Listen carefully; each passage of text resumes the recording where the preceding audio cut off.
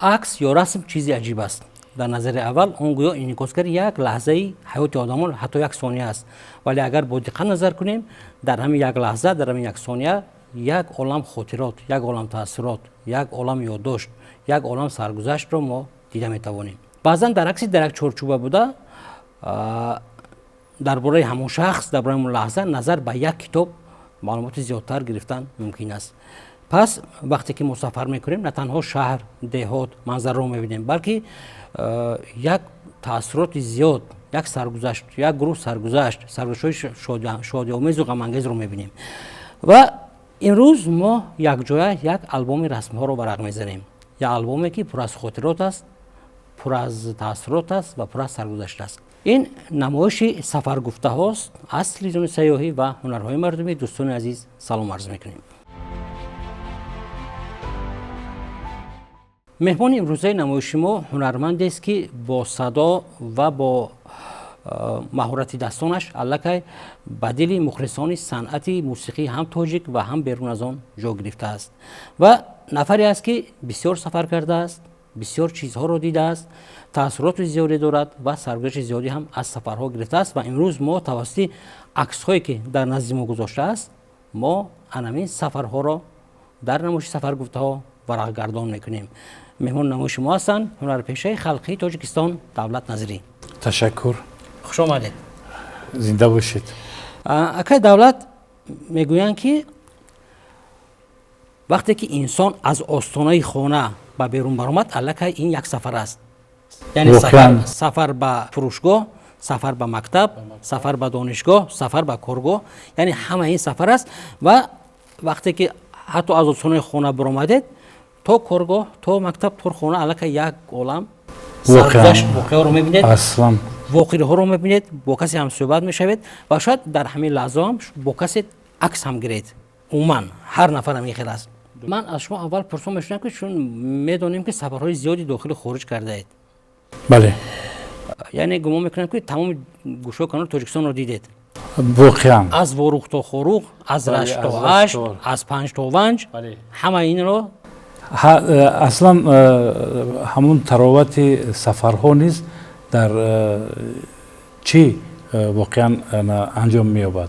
در آن از آغاز شما گفتید که از آستانه خانه بیرون که شدید الکی سفر شخص الکی محتوا میگیرد. چطور محتوا گرفتنش از چی وابسته است؟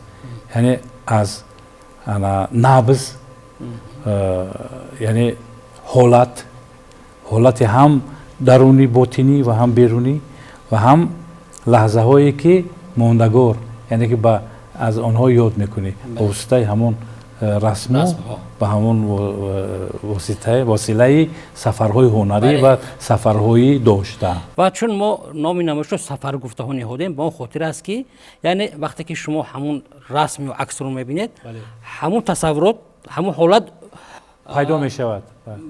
پیدا می شود. شاید که همون حالت پیدا هست در خاطر شما، ولی که اون عکس رو میدید و الکی گویا در نظر شما با طرز دیگر جلوه‌گر می شود. ممکن یک دبوچه میگیرد، تاریخ می شود. یعنی که از لحظه های سفر چیزی رو ماندگار، چیزی رو یادگار موندن برای نسل های آینده، برای فرزندان، برای نبیره ها و اصلا برای چی میگویند تاریخنامه فرهنگی ملت کهن بنیادمان که هر یک سفر هنری شخصی هنرمند یک دبوچه، یک تاریخ دارد و این تاریخ در همین رسم ها در عکس و اکنون باید به خریطه سفرهای شما به کشور خارج ورق میزنیم. با کجا سفر کردید؟ در طول تا امروز سفرهای اولین من در پهلوی پدر در گرد و اطراف وطن عزیزمون تاجیکستان آغاز شد و آغاز یافته بود. یعنی با ولایت ها، سابق ولایت های کشورمون که آن وقت قرغان تپه میگفتن، کلاب میگفتن، لنین آباد میگفتن و حصار و رشت چی میگن، غرم و دروز میگفتن، بدخشان و واقعا در پهلوی پدر و در پهلوی бародар бузургам исмоилҷон ва бо ҳидояти падар сафарҳои ҳунарӣ мекардам ва ин сафарҳои ҳунарӣ аз телевизион ҳам сар шуд, аз телевизиони шабакаи аввал телевизион тоҷикистон. мо ҳоло ба ин мавзӯъ бармегардем, вале ман мехостам ки бе доираи сафарҳои хориҷии шуморо харитаро шумо дар назар ёдоварӣ дошед. кунед, баргардон кунед. бигузор амин харита аз душанбеи азиз сар шавад, чунки аз душанбе сар кардем сафарҳои ҳунариро ва дуввум сафари ман бо дастаи ҳунарии рақсӣ ҳунарӣ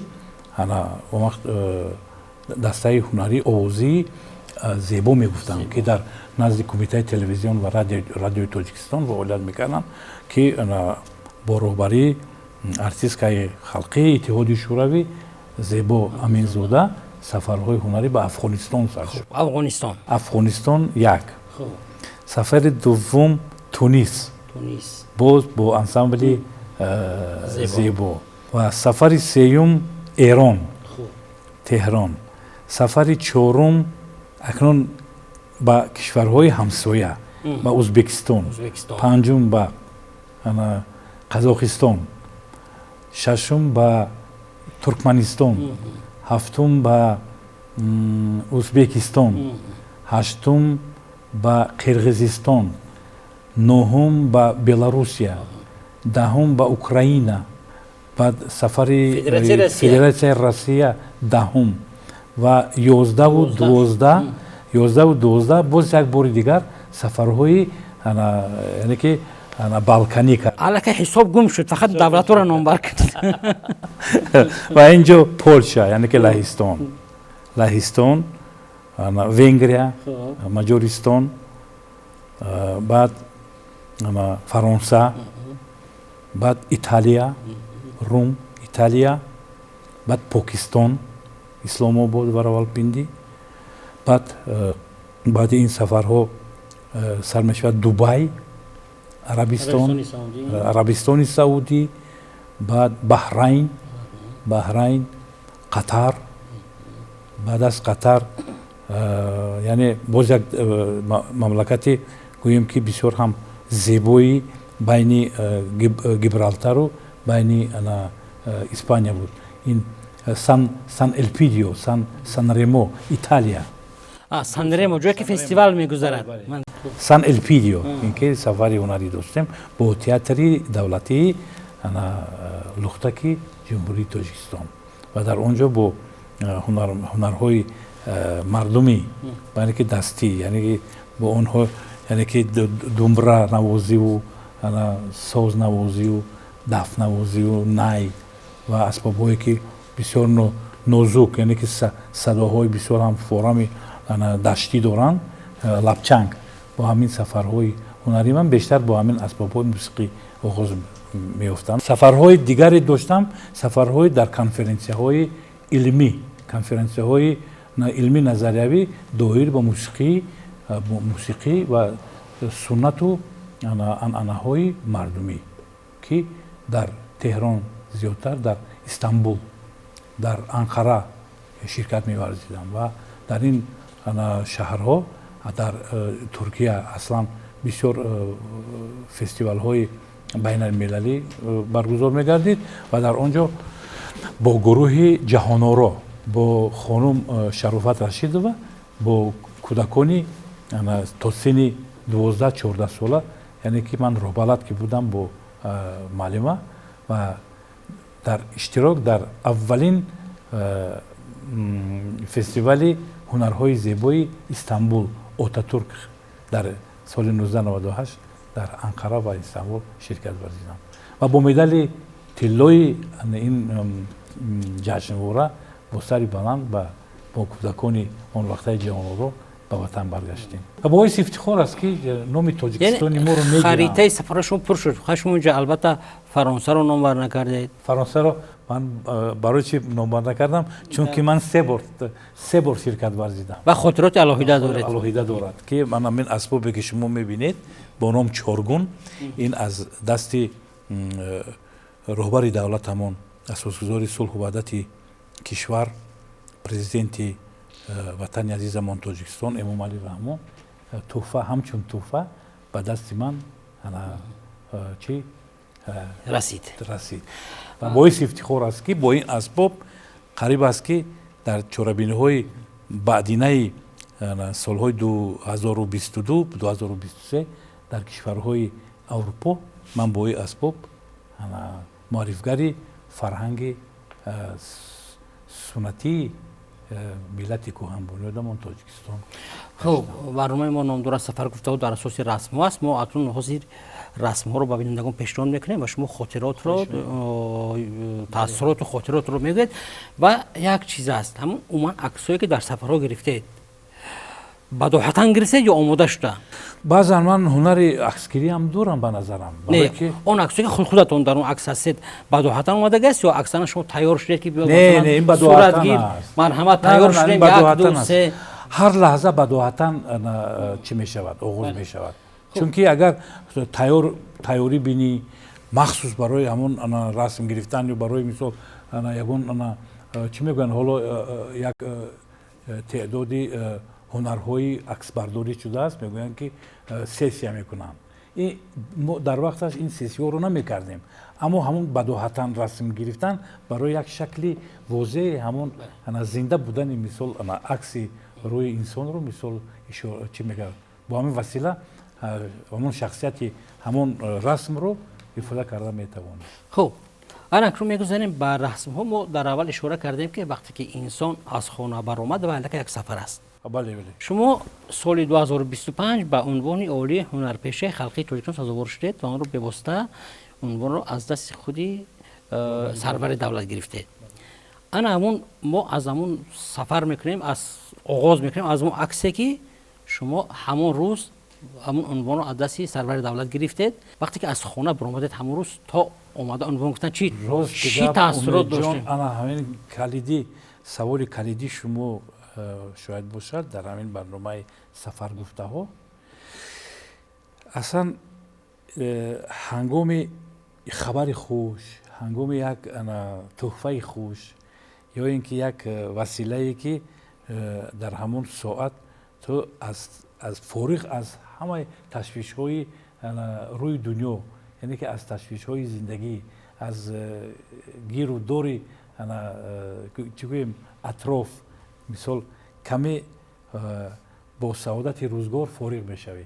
این همون لحظه است که مهنت یک نفر هنرمند از طرف رهبر دولت قدر میشه و این باعث افتخار و باعث همون فکر میکنم که باعث همون فرهنگ ملت عزیزمون است که ما با همین اسباب ها با همین ایجادیات یعنی که توقف کردیم و تکیه کردیم و از همین با همین راه با همین وسیله روح و متانت اصلی تاجیکانه خودمون رو در بیرون از کشور نشون میدیم. و من فکر میکنم یکی از عکس‌های خاطرماندترین در حیات شما همین عکس است. همین است. بله. همین عکس است که همون حالت در پهلوی رهبر دولت مقصد با صحبت‌های بسیار هم محتوا یعنی که با منطق، یعنی ارزش‌گذاری و عنصرهای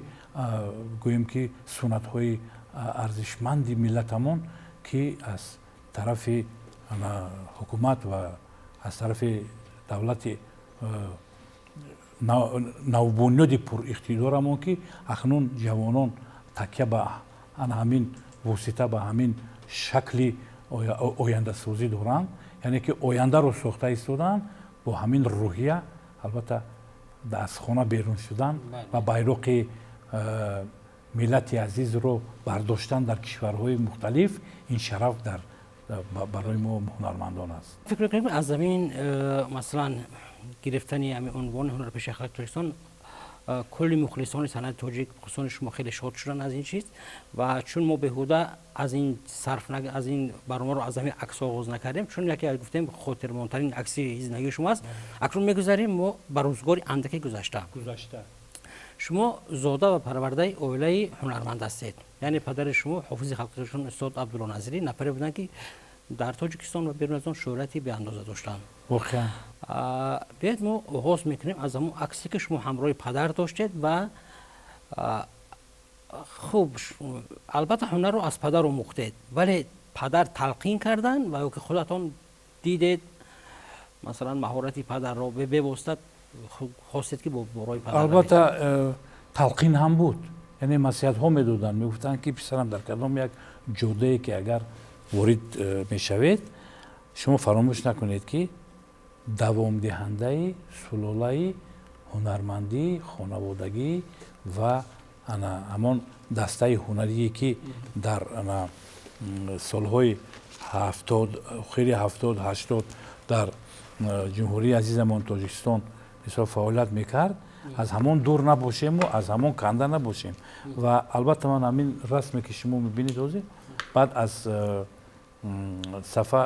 از خدمت مادر وطن است، در خانه پدری با همین اسبابی که شما میبینید پدر در دست دارن و اکای اسماعیل هستن در سن حولین عکس برداری شده است. با پدر کجا سفر کردید؟ با پدر من گفتم که اول از همین ولایت و ناحیه های کشور عزیزمان تاجیکستان و تابع های ناحیه های تابع مرکز. البته همراه پدر هموازی هم میکردید و نوازش هم میکردید؟ بیشتر می نواختم، همراهی میکردم. میگفتن که من اول تبلک می نواختم، بعد اکوردیون نواختم، بعد اسباب های توری رو کم کم رباب و عود و همین اسباب های توری رو می نواختم. اما اسباب اصلی من در دست من همون تبلک بود. این به نظرم در دست پدر دو طوری پرده‌دار است. من این سه طور است. همون سه طوری که انا گفتی بگو که در چی خیالی و هر چیزی غزل بدرالدین هلالی رو میخوندن. این سوز است. این فرق میکند. این 6 7 سیم دارد. ولی این فقط 3 و 5. 3 طور 5 طور. 3 گوشک و یا 5 گوشک داشت.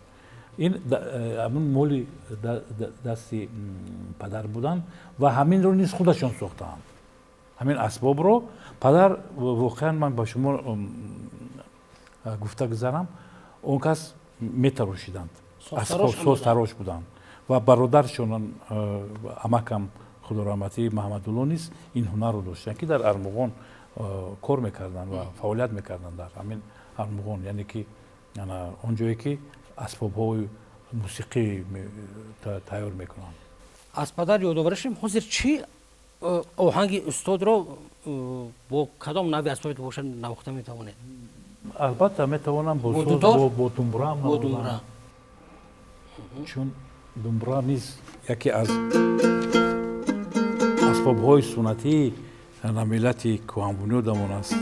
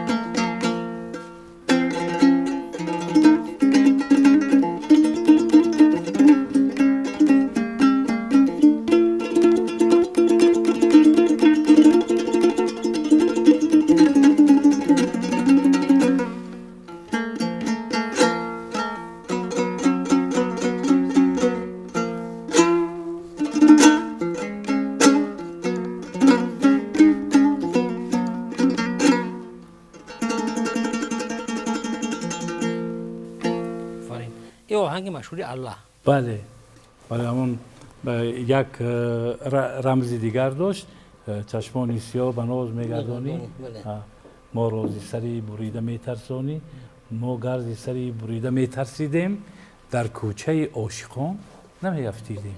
باز شکل دیگر هم داشتن که با طرز ماوریگی میخوندن. یعنی که مکتب هنری ماوریگی خونی بود در هم در سمرقند و بخارای مثال بوستانی، هم در خوجند و رشت و ختلان و بدخشان. اما این همون شکلی کهنی چیگه دوره هایی که مثلا از تاریخ ماوریگی خونی پدر که چی داشتن آگاهی داشتن اجرایشی. اکنون شما یادآور شدید که عکس بود پس از خدمت وطن. همین خیر؟ بله. اکنون میگردیم به خدمت وطن. عکسی دارید؟ عکسی هست که در خبر است در یعنی که پاسولکای تیپ شهری که من خدمت میکردم. یعنی در شهر خدور خدمت کردید؟ بله با برادرم عزت الله در یک قسم حربی ما راه آهنچی بودیم ساختمانچی بم رو ساختیم. یعنی در ساختمان عظیمی بم شما حصه گذاشتیم. بله قریب که شاید یک 4-5 کیلومتر راهی همون استکوت رو با تینده پیوند کردیم. یعنی که سالهای 85-87 من هم در همه یکی از ایدی 23 فوریه که بود ایدی من ارتش ملی ما این رسم رو در همونجا گرفتیم و رسمی ماندگار است. البته این به خاطر با هرچند کمتر صفتش خیره‌تر است نه چندان که بله چون ولی این چون رسم سیاه‌سفید است ببینید توصیف من کمک میکنم که برای آدمان خوب برای نفرانی که میخوان که گذشته رو خوب ببینن نظر به عکس‌هایی که امروز رنگه هستن عکس‌های سیاه‌سفید البته بیشتر چی میخوبتر در خدمت حربی یگان اسباب دیگر رو یاد نگرفتید؟ من در اونجا گیتار رو یاد گرفتم بعد بیان رو یاد گرفتم که با بیان مینواختم. اصلا اون نه گیتار نه بیان داره که من بیان رو اصلا از همون ولکوف میگفتن یک تا وزیر ایوانویچ در همون چی میگن قسم حربی همون که خدمت میکردیم در خبرست در چکدامین پاسولکای تیپ شهری اون کس بسیار زحمت کشیدن برای من. بسیار خوب. خب یک قسمی رسم‌های شما ایام دانشجویی هستند. بله من این هنگام دانشجویی هم با همکورسم صحابیدین سطورف که این هم من اون اسباب‌های زیاد ضربی می‌نواختم. این گرموشک نفس من همین گرموشک نفسی است. من میتونم که کمی با این اسباب من با دف من میتونم دف رو من با شما یاردم کنم. میتونید دف با من دید. تشکر.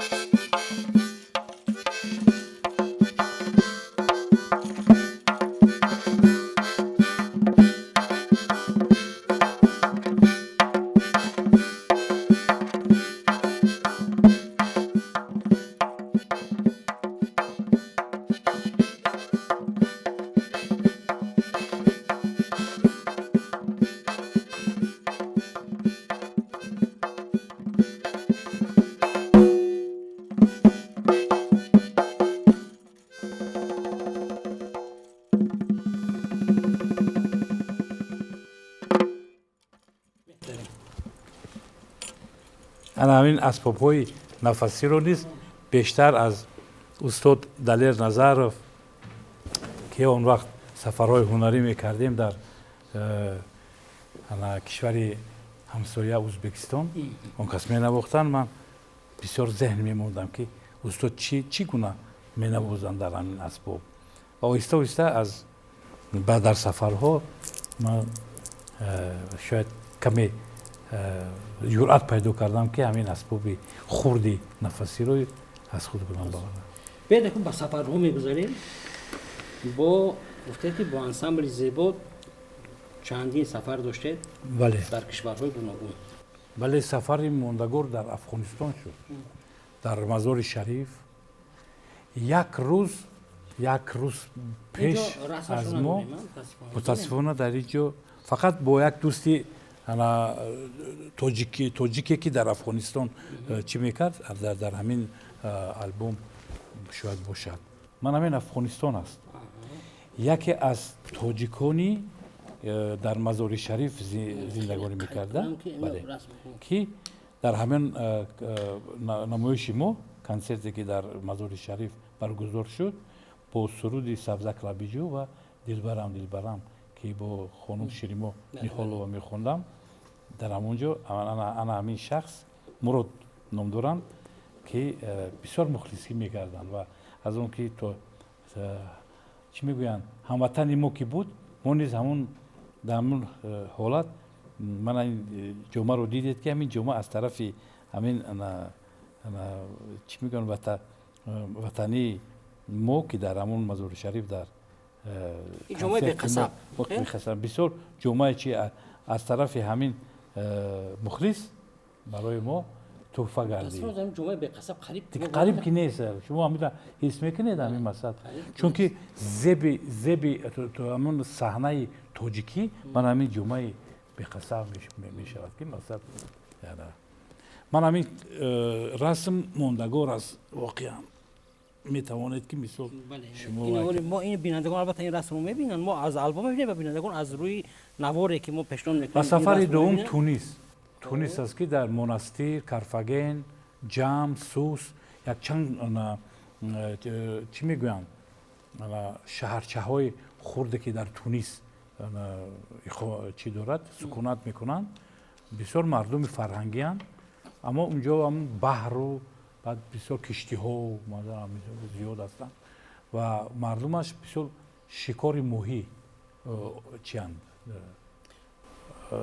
مشغول هستند. از همین سفرهایی که با همراهی انسامبل زیبا داشتید یکان لحظه چی لحظه بسیار خاطرمان دارید؟ یک لحظه خاطرمان بود که از آن که مردم افغانستان بسیار کباب رو خوب میپزند مثل خوجندی های ما همین وقتی که گوشت با مهارت بسیار هم با سلیقه با مهارت بلند دی همون تیار کنی آماده میکنن باور کنید برنامه ساعت 12 در کابل باید سر شود من از همون لذت همون کباب از کنسرت فراموش کردم و حالت شد که بودن که این هنرمندان همش هستن اما اکه دولت نیست که باید گفتن در کار که من آماده همون خوراکی همون و چون اون رو برنامه است باید روی ترتیب باید بسیار این یک لحظه همون خوبی همون که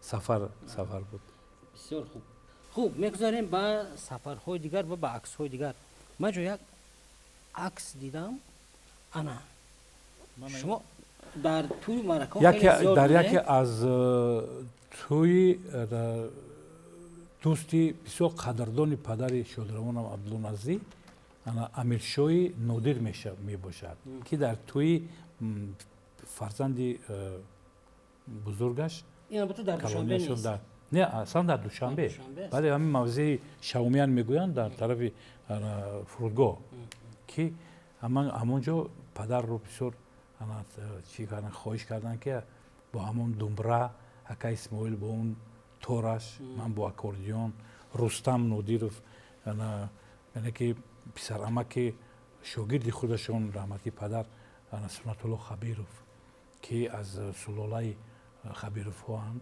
شاگردان پدر و استاد بهادر نعمت که آنجا هم اون کس شرکت کردن اکای بهادر هم شاگردی رو از پدر دارم در خاطرهای من همون که اکاردیون رو من بیشتر از همین اکای بهادر رو علی جان شاگردی دیگری پدر که در پهلوی پدر می نوردن من از همونها یاد گرفتم بسیار خوب. خوب با کدام خاطره گذاریم؟ این سفر مسکو است که من باید با فرانسه سفر میکردم.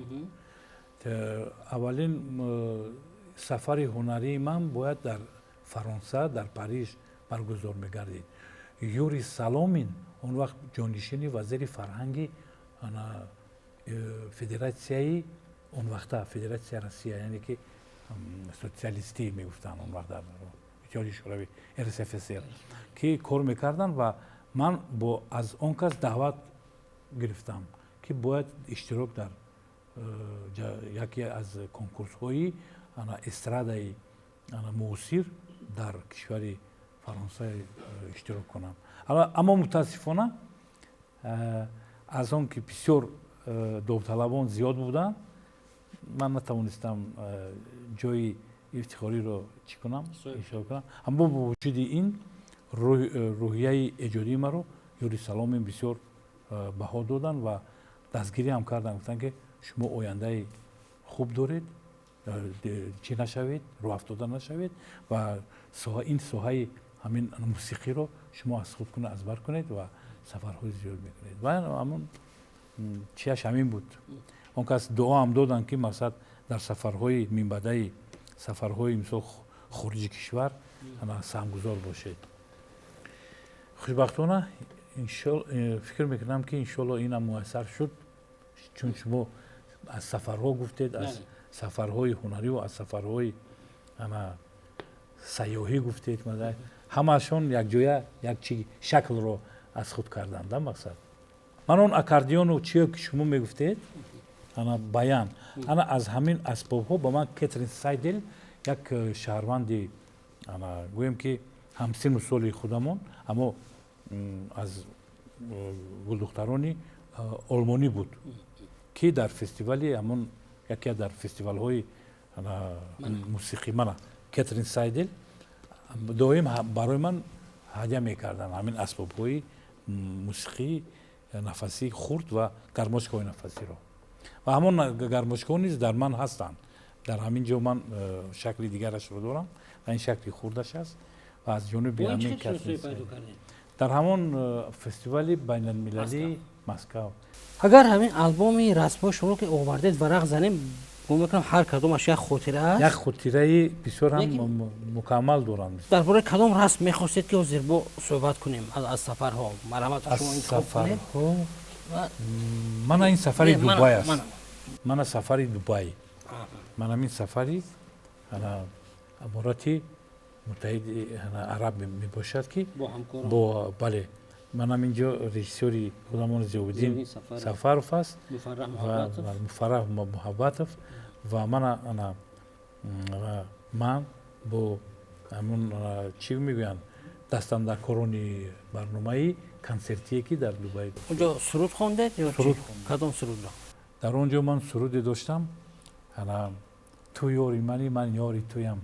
یکی سرودی بود که دوران جوانی هم ایجاد کرده بودم و من یاری تویم تو یاری منی من یاری تویم تو یاری منی مجنونی تویم لیلی منی ای کی جانی جانی جان.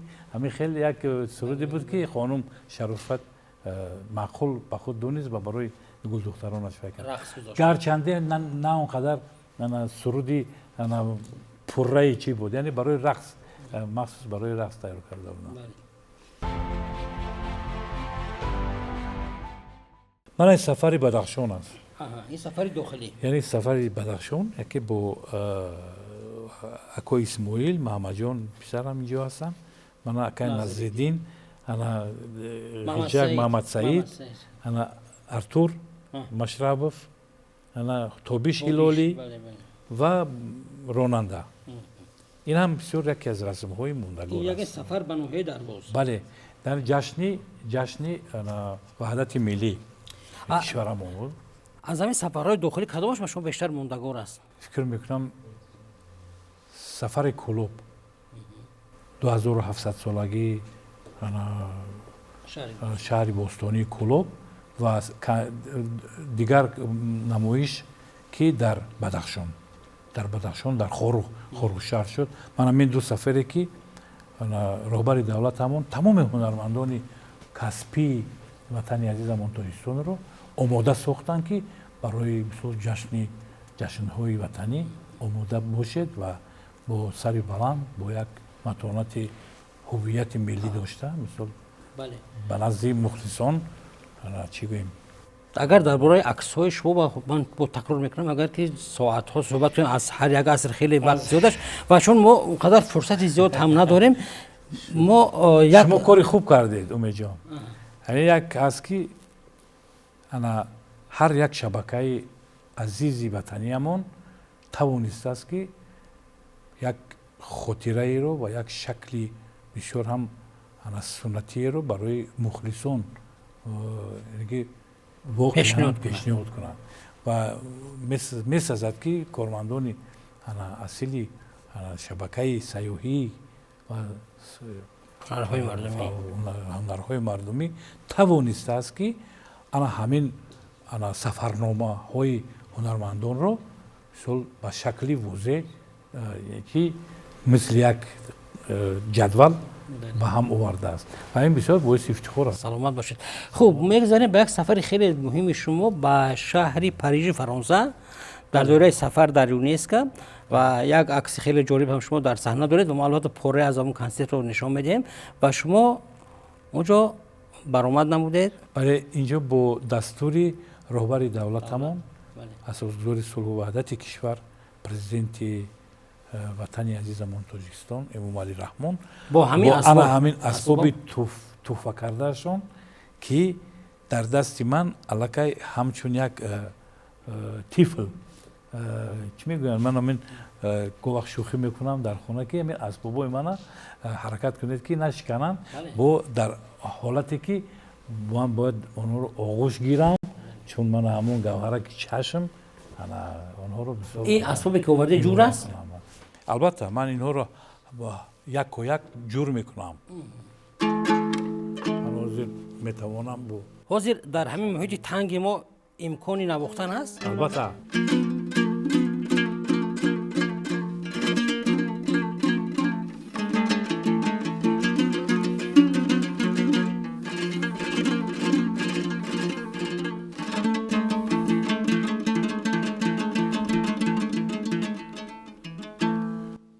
من سنگ دیار خود به گوهر ندهم،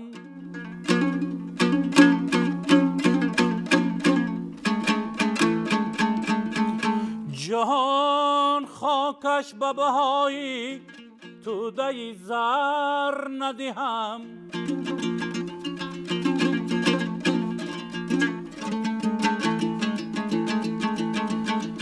در دامن سبزی و اگر سبز شدم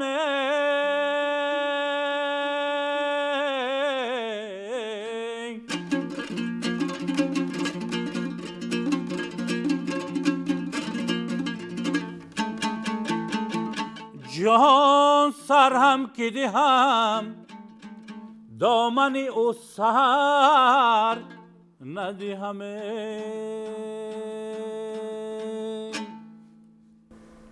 و درباره خود بی اسباب یعنی مهارتی ساختن چون یک اسبابی که چهارگونه نام داره. چهارگون. اصلا این نام رو من خودم نیافتم.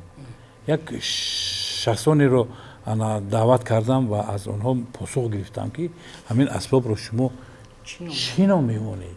و یکی از دوستانم پسری انا شادروان حافظ بسیار ممتازی انا کشور که در فیلمون دولتی به نام سابق ابو عبدالله رودکی که به نام اکا شریف جورایی فرستاد هستند قیامالدین خیرالدینов که اون کس شرقشناسند. گفتم که همین اسباب رو نامش شما چی میگذاشتید؟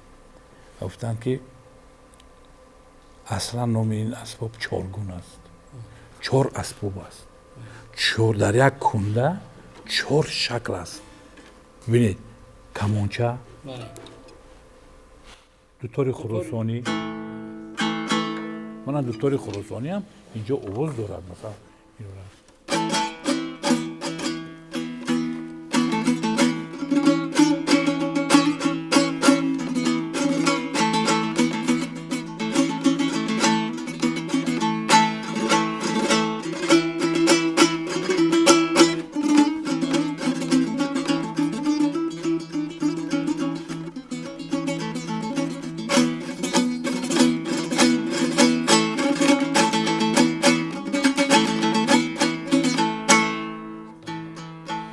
дутори хуросонӣ дар як ҳамин асбоб дутори хуросонӣ камонча сетор инҷо 6 тор дорад. Агар мо номе ки гирифтем сетор мисол акун шакл гирифтааст сетор, аммо 6 тор аст. Мана нигоҳ кунед.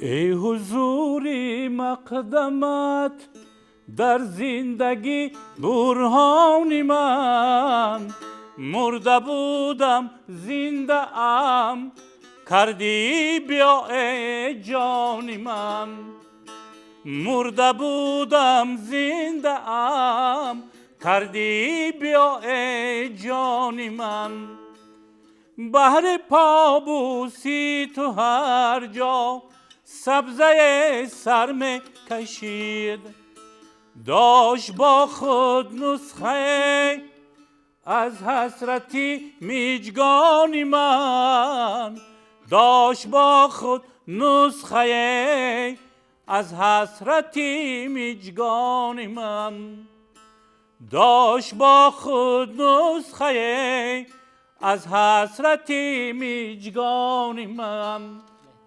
مانا این یک شکل. بله با این اساس شما قزاقستان هم سفر کردید، روزهای فرهنگی بود به نظرم. بله روزهای فرهنگی تاجیکستان عزیز در قزاقستان. یعنی کی در آمد بابا چهره گلناری تو که چی سود افکند در دل گلناری تو،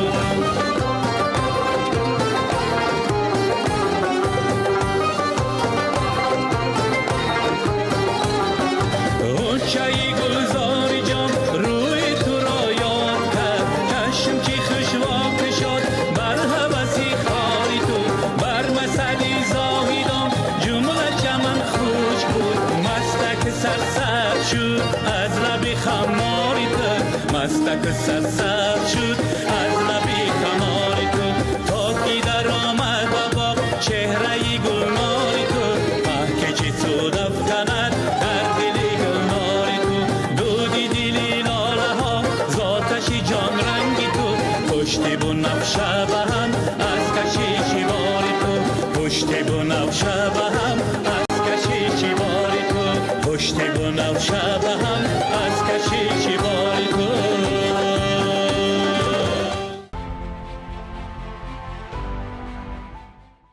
باز یک اسباب دیگر هم بود اومه جان، اما این شکل این اسباب رو راستیگه من در زیاد جا ندیدم.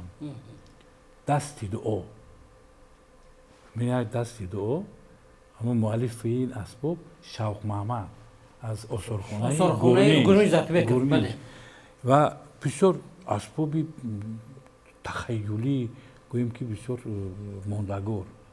و در آذربایجان هنگام روزهای فرهنگی کشور عزیزمان تاجیکستان در باکو شد، من همون اسباب رو گرفتم.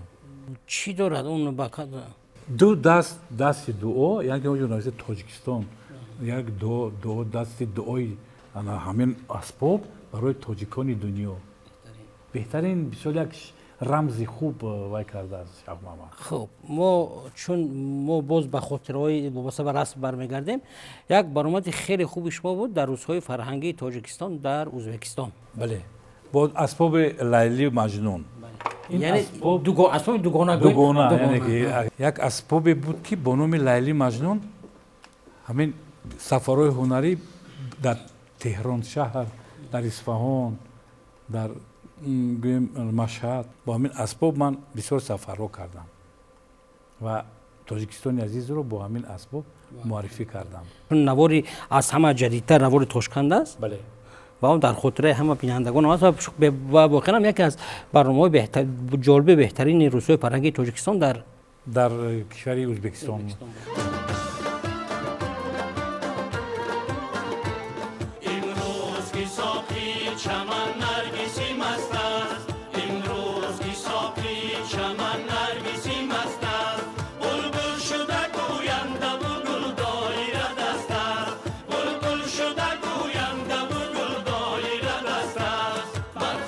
شکر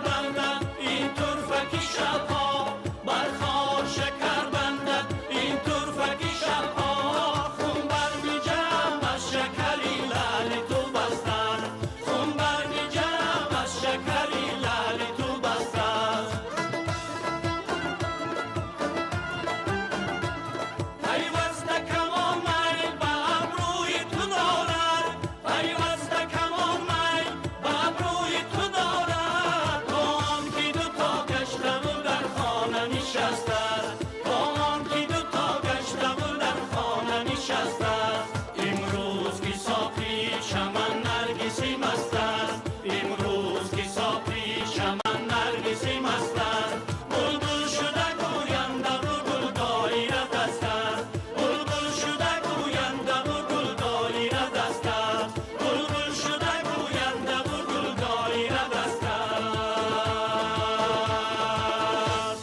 اصلا ازبکستان اسباب‌های ملیشون با ما بسیار شباهت دارم.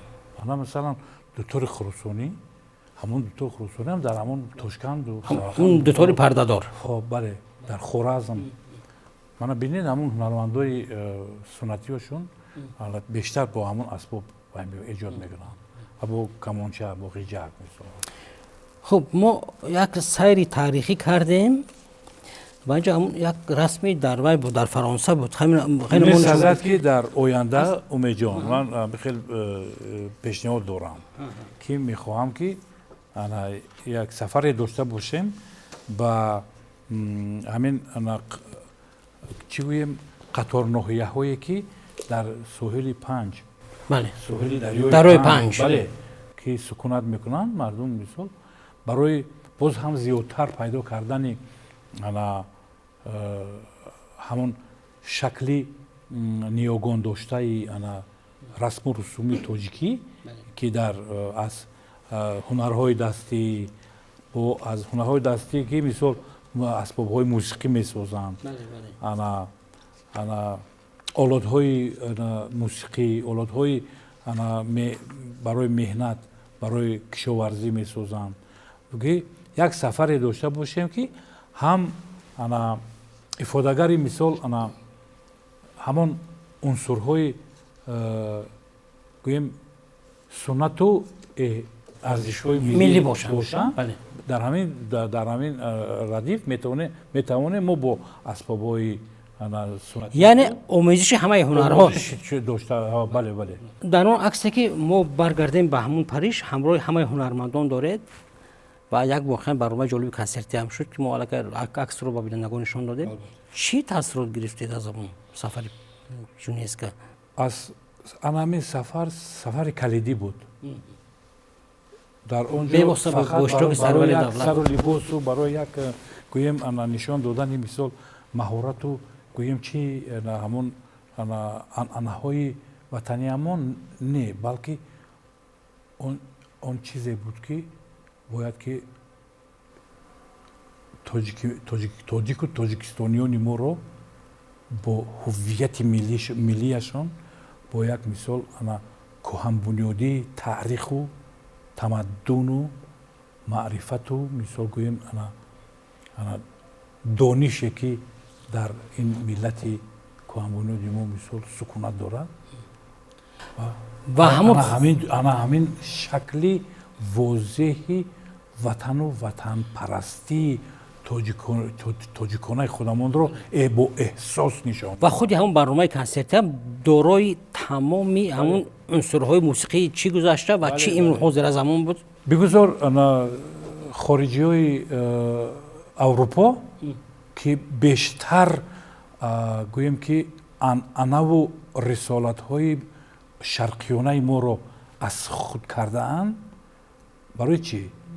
از رودکی تا سینو از سینو تا مولوی از مولوی تا میرزا ترسونزاده و بومین قنوات و لایق و گلرخسار و تا امروز همون نماینده های مثال ادب و معرفت کشورمون همین رو باید شکل باید و اصلا رهبر دولت همون توانسته بله از عهده همین برنامه و ریختن این برنامه این خود اقدام به واسه خود سرور دولت بود و همون دوستداری ها و همون ارجگذاری های اخلاص و مثال وطن پرورانه رهبر دولت همون بود که ما جوانان ما صنعتکاران رو متحد کرد بیشتر وحدتی اول هنری رو دست گرفتن بعد وحدت سفری رو و همون سفر همین خیلی شد که یعنی که دیگر اروپاییان رو ما در ناموس و ننگ در آوردیم آنها шакли ҳамон чизе ки доим мегуфтанд ки ин аз мо ва акнун иқрор шуданд ки дар ҳақиқат тоҷикистон яке аз намояндаи шарқиёне ҳаст ки шарқро дар аврупо ва дар аҷаму араб муаррифӣ намуд. خب ما خیلی صحبت خوبم داشتیم دایر همگی با درباره چند رسم شما و اگر درباره هر رسم شما اگر که اینجا صحبت کنیم یک تاریخی بله و البته ما چند اسباب رو استفاده نبردیم البته اینجا عود هست و اینجا اینجا عود ما استفاده بردیم اینجا نای رو استفاده نبردیم.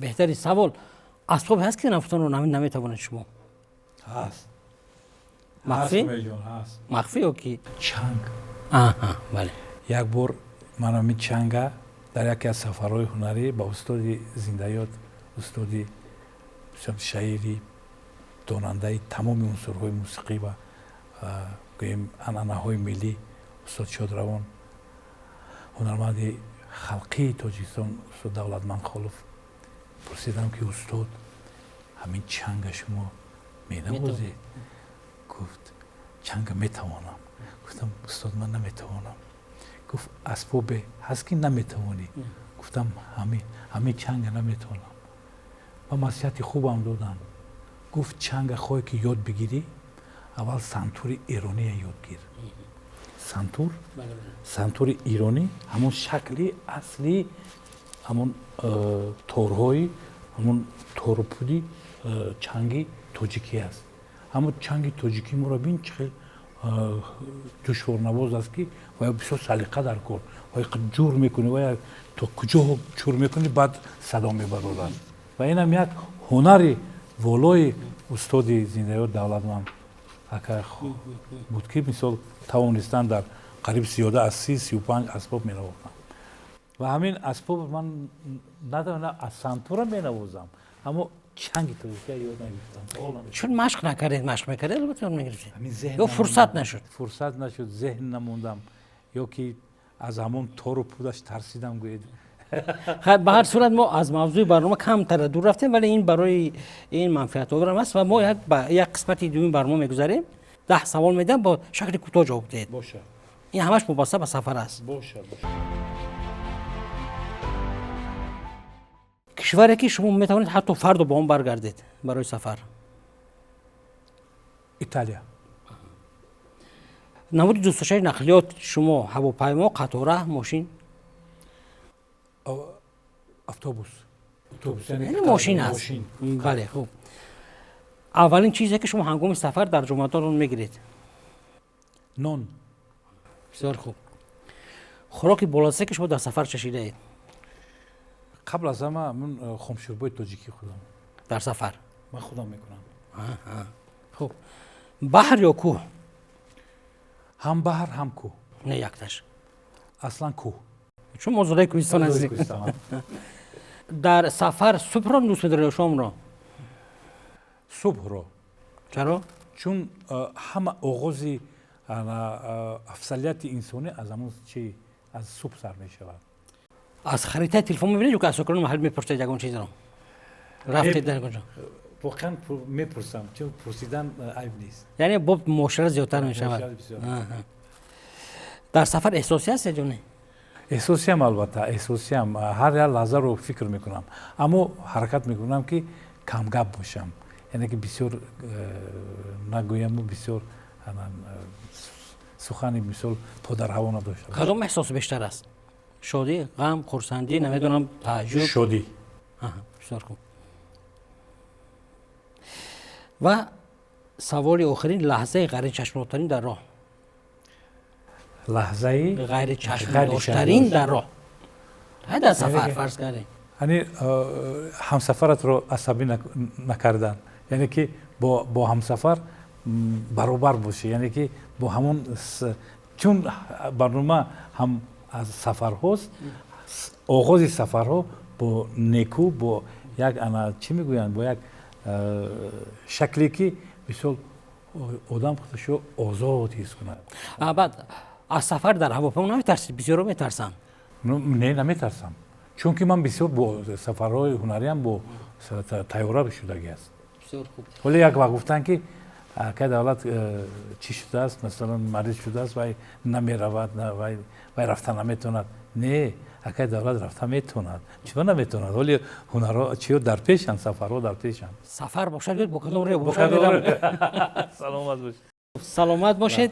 این یک صحبت کوتاهی ما بود و همین از همین برنامه چرا انتظار بود که ما رو ندیدید؟ مثلا از صحبت ما یا یگان چیز انتظاری داشتید من یا نه؟ نه اصلا من یک چیز رو علاقه احساس میکردم و پیخست کردم که امید یک روز نه یک روز با همون شکلی روزنامه‌نگاری مثال خودش ما رو سوال بارون میکنم.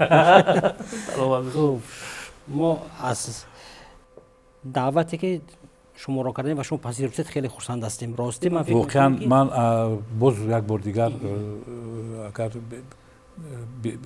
چی میگویم بسیار گپی نشود، اصلا برنامه های شما رو در با واسطه تلویزیونی دوست داشتم، سیاحی و هنرهای دستی تماشا میکنم.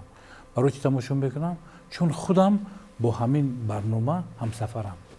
چون خودم هنرمند هستم، هم سفری دارم و میخوام که با شما بیشتر همکار باشم و با شما همکاری داشته باشم. راستی جای تعریف هم هست و جای افتخار هم هست که هر باری که کارمندان ما شما رو برای این یا اون برنامه دعوت میکنن، حتما شما نمیگوید، دیگر کار رو پرتافته میدید. و این روز ما خرسندیم که شما مهمان قهرمان نمایش ما شدید.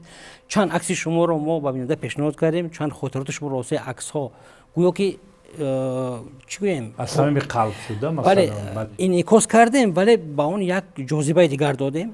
هم برای شما و هم برای تماشاگران، برای مخلصان، برای تماشاگران عزیز، هم داخلی هم و حتی وقتی که شما خریطه سفر را گفتیم، من گفتم که اکثر کشورهای عالم را شما گشته اید و این یعنی سفر کردن این جهان دیدن است. بله یعنی بله سفر کردن، تاثیرات، تجربه، احساس و من همه دنیا شخص رو دیگر میکند. و اصلا همون بزرگی شخص در چی می شود پیدا می شود در حالتی که میگویند سفر دیده باشی. بله. سفر خوردنه. بله. اظهار مننداری میکنیم از شما و توانستیم که لحظه هم باشد فراغت بیننده رو با واسه شما ما تامین کرده باشیم. ما از این خیلی خرسند هستیم. و دوستان عزیز، مهمان نمایش سفر گفته ها بودند استاد دولت نظری، هنرپیشه خلقی تاجیکستان. فکر میکنم که از این نمایش، از این صحبت، از این لحظه هایی که نشان دادیم، از این عکس ها و از این لحظه موسیقی که نشان دادیم، شما یک بهره نیز گرفتید و در نمایش های دیگری سفر گفته ها شما را باز قهرمانان دیگر، عکس آنها، خاطرات آنها، تاثیرات آنها انتظار است. تا بازدید.